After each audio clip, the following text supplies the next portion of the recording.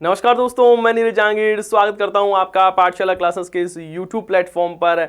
आज के सेशन में आपके लिए एक और नई भर्ती है उसके बारे में बात करने वाले हैं। ऊर्जा विभाग में नई भर्ती है वो आ गई है, बिना CET की ये भर्ती है वो रहने वाली है और आज के सेशन में इसी के बारे में बात है वो करने वाले हैं। यहाँ पर आप देखोगे कि ये जो हनुमान किसान जी जो कि बेरोजगारी संघ के अध्यक्ष हैं, उन्होंने कहा है कि अच्छी खबर है साहब। अच्छी खबर क्या है कि ऊर्जा विभाग में भर्तियों की अपडेट है। बिजली कंपनियों की कोऑर्डिनेशन कमेटी की बैठक में अहम निर्णय है वो लिया गया है। विभिन्न कंपनियों में रिक्त पड़े पदों को भरने की प्रक्रिया है उसको मंजूरी प्रदान कर दी गई है और इसमें ये 3 अहम भर्तियां हैं वो रहने वाली है, जिसमें कनिष्ठ अभियंता, जूनियर इंजीनियर की रहने वाली है। ये टोटल 869 पदों पर ये भर्ती है वो रहने वाली है।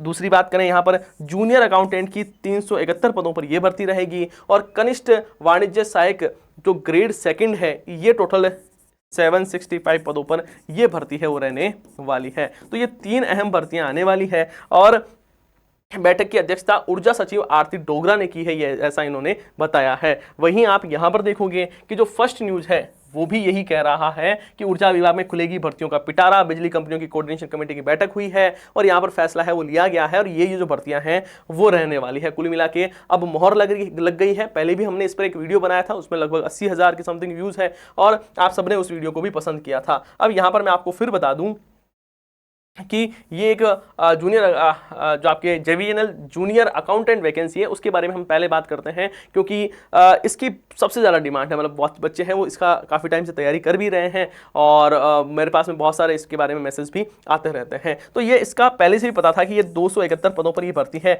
वो रहने वाली है और आपके जूनियर इंजीनियर है ना, इसके लिए यहाँ पर टोटल 869 पद थे। अब इसको लगभग इसकी पदों की संख्या है वो भी अभी भी इतनी है, इसमें कोई चेंजेस है वो है नहीं। और यहाँ पर कमर्शियल असिस्टेंट जो 2 है इसके लिए भी 765 पदों पर यह भर्ती है वो थी। मतलब ये जानकारी पहले थी लेकिन अब इस पर क्या हो गया है, मोहर है वो लग गई है। यहां पर हम सबसे पहले बात करें जूनियर अकाउंटेंट के बारे में तो ध्यान रखना है यहां पर नॉन CET है, CET की आवश्यकता नहीं है। RS CIT है वो आपके पास में होनी चाहिए। आपके पास में डिग्री होनी चाहिए साहब BCom या फिर BBA या फिर CA IPCC या फिर आपके CMA इंटर है आपने किया हुआ है, तब आप इसमें अप्लाई है वो कर सकते हो।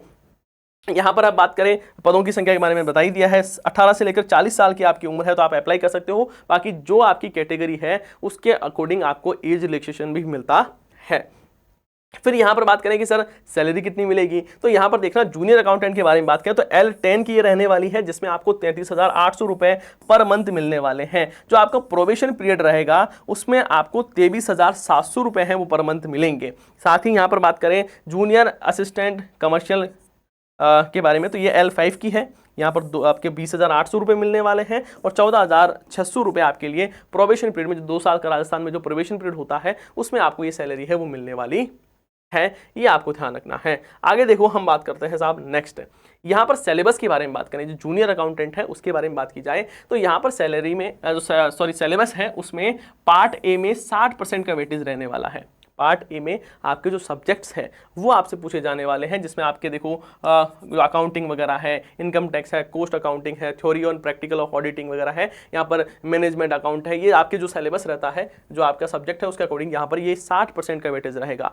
40% इसमें GK का वेटेज है वो रहता है। GK के वेटेज में आपके लिए यहाँ पर रीजनिंग और मेंटल एबिलिटी पूछी जाती है, मैथमेटिक्स के क्वेश्चन पूछे जाते हैं, जनरल नॉलेज और एवरीडे साइंस से क्वेश्चन पूछे जाते हैं और साथ ही उसमें हिंदी और आपके इंग्लिश भी रहती है। यहां पर हम पार्ट B के बारे में और डिटेल दिया हुआ है। यहां पर बताया है कि यहां पर आपके एनालिटिकल रीजनिंग पूछी जाएगी, number series, letter series, odd man out, coding decoding, shape and mirror है वो पूछा जाता है, इमेज क्लॉक है ये क्वेश्चन पूछे जाते हैं। मैथ्स आती है आपके लिए और 10th लेवल की मैथ्स, 10th ही लेवल की आपकी हिंदी और 10th लेवल की ही इंग्लिश है वो पूछी जाती है। जनरल नॉलेज के बारे में बात करें तो यहाँ पर आपके लिए करंट अफेयर पूछा जाता है। करंट अफेयर में आपको राजस्थान का करंट अफेयर भी पूछा जाएगा, नेशनल और इंटरनेशनल करंट अफेयर भी पूछा जाता है और साथ ही प्रमुख व्यक्ति जो न्यूज जो खबरों में चल रहे हैं जो व्यक्ति है, स्पोर्ट्स है वो पूछा जाता है और इंडियन हिस्ट्री आपसे पूछी जाएगी। जाएगी, ज्योग्राफी पूछी जाएगी, साइंस पूछी जाएगी, पॉलिटी है, और यहाँ पर ये राजस्थान के विशेष संदर्भ में ये सारी चीजें हैं वो पूछे जाने वाली है। तो ये सारी चीजें आपको आनी चाहिए, ये सारी चीजें बात है। अब आप दिमाग में सोच रहे होंगे सर इतना बड़ा सिलेबस है, इतने सब्जेक्ट्स है,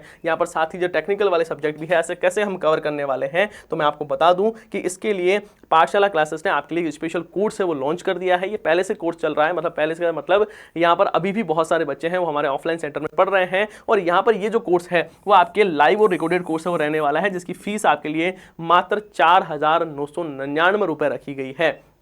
लाइव सेशन भी हो रहे हैं इसमें, और जो सेशन हो चुके हैं वो आपको रिकॉर्डेड फॉर्मेट में भी मिलने वाले हैं। तो ये आपके लिए गोल्डन अपॉर्चुनिटी है, बढ़िया से आप तैयारी कर सकते हो, सिलेक्शन है वो ले सकते हैं। यहाँ पर हम यदि पिछले साल का इसका नोटिफिकेशन देखें तो ये देखो, ये आपके राजस्थान राज्य विद्युत उत्पादन निगम है उसका एक नोटिफिकेशन है, और पिछली बार जो वैकेंसीज आई थी उसके नोटिफिकेशन के बारे में हम बात करें तो यहाँ पर आप देखोगे,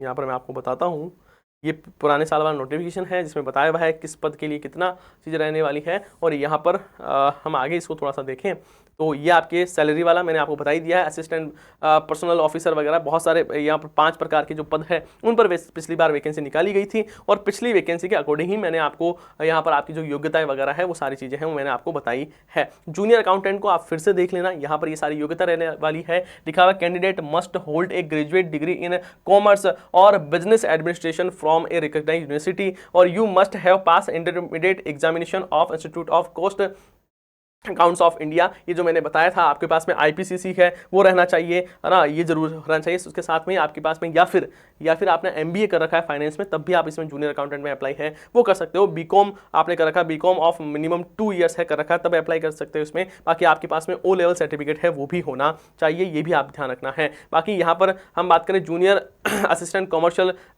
सेकंड के बारे में, तो यहाँ पर भी आपके पास में ग्रेजुएशन डिग्री है वो होनी चाहिए, और आपके पास में ओ लेवल सर्टिफिकेट या उससे हायर लेवल सर्टिफिकेट है वो आपके पास में होना चाहिए, तब आप इसमें अप्लाई है वो कर सकते हो। तो ये सारी बातें हैं वो रही है जो मैंने आपको बता दी है। बाकी हम इसके बारे में और थोड़ा सा बात करें, इसका जो सिलेबस है वो मैंने बता दिया, लेकिन इस नोटिफिकेशन में मैं आपको सिलेबस दिखा देता हूँ कि आपका सिलेबस है वो क्या रहने वाला है। या आप सिलेबस की तरफ बढ़ोगे तो वैसे ये जो नोटिफिकेशन है मैं आपके हमारा जो टेलीग्राम चैनल है पाठशाला क्लासेस का उस पर डलवा दूंगा, जिससे आप इसको भी देखकर अपनी तैयारी को और अच्छे से कर पाओ, मजबूती से तैयारी है वो कर पाओ। देखो यहाँ पर आगे बात करते हैं अपन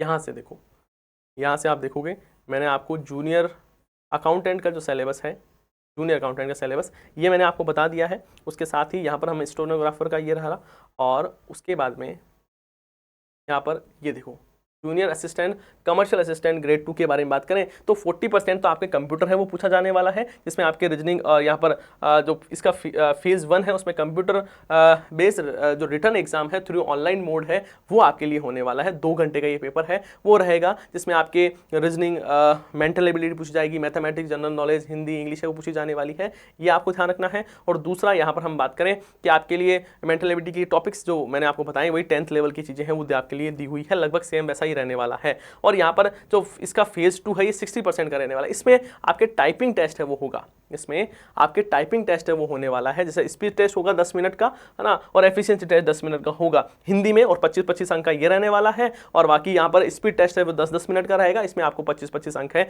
वो मिलेंगे हिंदी और इंग्लिश बोथ में, ना, समझ रहे हो। यहाँ पर स्पीड टेस्ट किसके लिए, हिंदी के लिए हो रहा है, और यहाँ पर इंग्लिश के लिए है वो हो रहा है। आप समझ पा रहे होंगे कि यहाँ पर देखो फेज 1 है वो तो कितना % ले रहा है साहब, ये जो फेज 1 की हम बात करें तो ये 40% वेटेज है इसका, जिसमें लिखा हुआ है phase 1 the computer based return exam through online mode shall be of 2 hours duration shell consist objective type questions. कुल मिला के ये जो आपका फेज 1 रहने वाला है इसमें आपके एमसीक्यू वाले क्वेश्चंस आने वाले हैं, कंप्यूटर बेस्ड एग्जाम होने वाला है ये, और 2 घंटे का रहने वाला है। और इसमें आपके लिए ये जो बताया हुआ है जिसमें आपके maths, reasoning, general knowledge, Hindi और इंग्लिश पूछी जाएगी, और उसके बाद में इस आपका टाइपिंग टेस्ट है वो रहने वाला है फेज 2 में। फेज 2 में टाइपिंग टेस्ट का 60% इसमें वेटेज रहेगा, और उसमें हिंदी और इंग्लिश टाइपिंग है वो आपसे पूछी जाने वाली है। तो ये सारी चीज़ें हैं वो रहने वाली है, मैंने लगभग सारी चीज़ें आपको बता दी है। और फिर भी किसी प्रकार का कोई डाउट डाउट है आपके दिमाग में तो आप मुझे कमेंट में बता सकते हो, कमेंट बॉक्स में पूछ सकते हो। तो मैंने लगभग सारी चीज़ें बताई दी है। बाकी एक चीज़ का ध्यान रखना है,